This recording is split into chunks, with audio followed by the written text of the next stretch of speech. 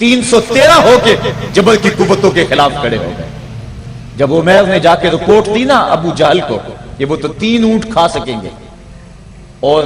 300 سے کچھ کم اور کچھ زیادہ ان کی تعداد ہے، اس سے زیادہ نہیں ہے، میں خوب وادیاں دیکھ آیا ہوں، میں خوب ٹیلے دیکھ آیا ہوں، تو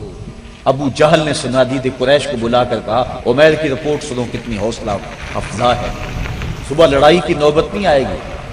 صبح تو رسیاں کٹھی کرو، جکڑ جکڑ کے مسلمانوں کو اونٹوں کی پشتوں پہ باندھ لیں گے اور پھر سین حرم میں جا کے کعبۃ اللہ کی دیواروں کے ساتھ باندھ دیں گے، لوگوں کو تماشا دکھایا کریں گے کہ یہ نیا دین لے کر آئے تھے اور یہ ان کا کیا حال ہے۔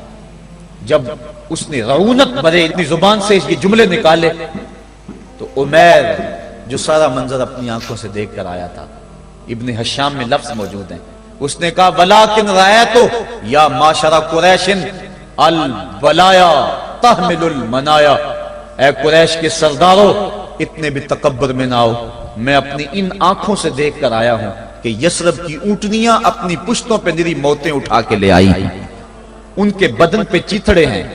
ان کے پیٹ کمر سے لگے ہوئے ہیں، لیکن وہ زخمی سانپوں کی طرح پیچ و تاب کھا رہے ہیں، کل ان میں سے کوئی نہیں مرے گا جب تک تم میں سے ایک ایک کو لڑ نہیں جاتا، تم تو یہ کہتے ہو رسیاں کٹھی کرو، میرا مشورہ مانتے ہو تو رات کے اندھیرے میں بھاگ سکتے ہو تو بھاگ جاؤ، اس قوم سے لڑنا تمہارے بس کا روگ نہیں ہے جو مرنے کے لیے آئی ہے۔ اتنی بڑی قوت کو دیکھ کر ان کے سینے میں خوف پیدا نہیں ہوا، بلکہ آپ جانتے ہیں بدر کی تاریخ گواہ ہے کہ 2 گھوڑے تھے، ایک روایت میں صرف 1 گھوڑا تھا، 6 زرہیں تھیں، 8 تلواریں تھیں، 70 اونٹ تھے، اور جن کے پاس تلواریں نہیں تھیں انہوں نے کھجوروں کے ڈنڈے توڑ لیے اور ہواؤں میں لہرانے شروع کر دیے۔ جب یہ ملکوتی قافلہ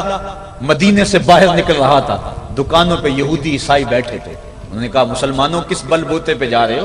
کس برتے پہ جا رہے ہو، کون سا آسرا ہے تمہارا، آلات حرب و ضرب تو تمہارے پاس موجود نہیں، اتنی بڑی قوت سے ٹکرانے جا رہے ہو جو کیل کانٹے سے اور اسلحے سے آلات حرب و ضرب سے لیس ہو کے آئی ہے،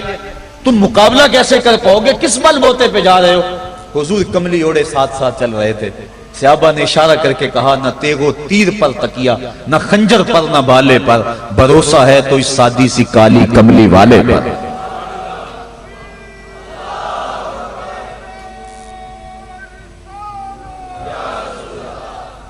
اب اس ماحول میں جبکہ کفار پورا لاؤ لشکر لے کے آئے اور ابو جہل نے کہا اعلان کر دو لنا عزا ولا عزا لکم، یہ ان کے بت کا نام ہے، ہمارے پاس عزا ہے تمہارے پاس عزا نہیں، ہمارے پاس لات ہے تمہارے پاس لات نہیں، ہمارے پاس منات ہے تمہارے پاس منات نہیں، ہمارے 360 خدا اور تمہارا ایک خدا، مقابلہ ہی کوئی نہیں۔ اس نے کہا کھڑے ہو کے اونچی جگہ پہ کہا اپنے نقیب کو اعلان کرو لنا عزا ولا عزا لکم۔ حضور کے کانوں میں آواز پڑی، فرمایا علی تم بھی اونچے ٹیلے پہ کھڑے ہو جاؤ اور تم ان کو جواب میں کہو اللہ مولانا ولا مولا لکم،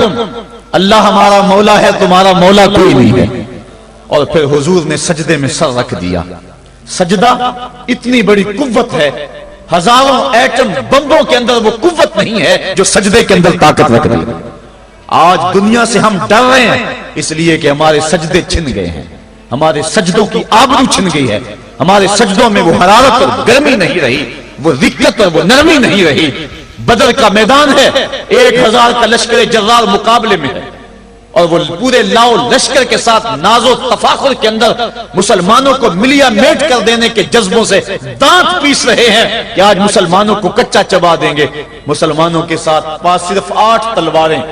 اور ان کے بطن میں کھانے کے لیے کچھ نہیں، جس کھجور کو چوس کے روزہ رکھتے ہیں اسی کھجور کو چوس کے روزہ افطار کرتے ہیں۔ یہ حالت مسلمانوں کی، بدن پہ چیتھڑے لگے ہوئے کپڑے ہیں،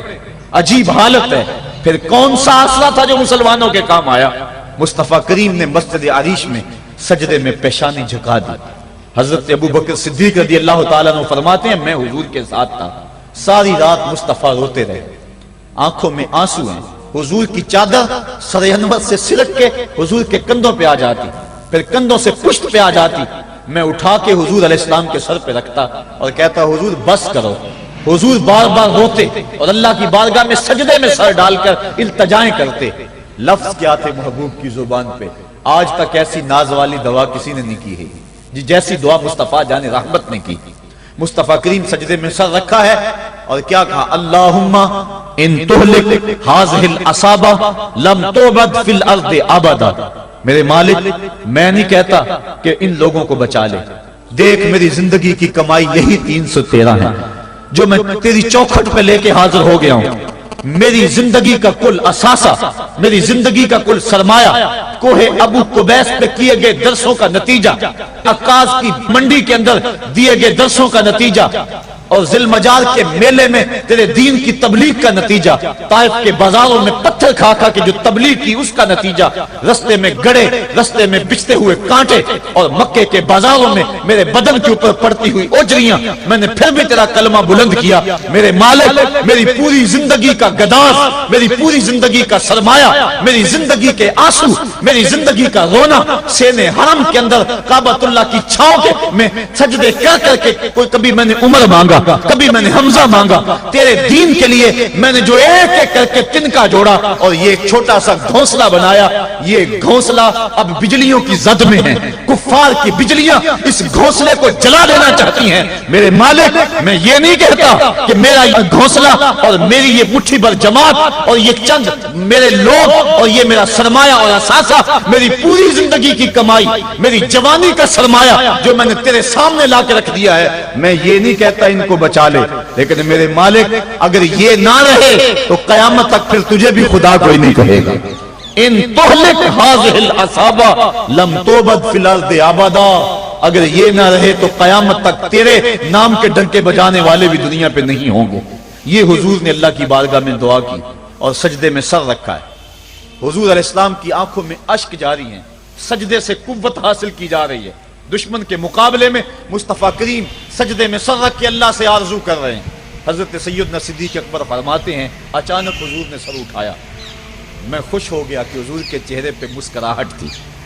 حضور مسکراتے ہوئے فرمایا ابشر یا ابا بکر ھذا جبریل آخذ بعنان فرسہ.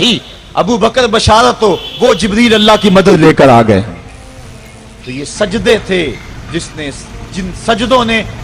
ظالم اور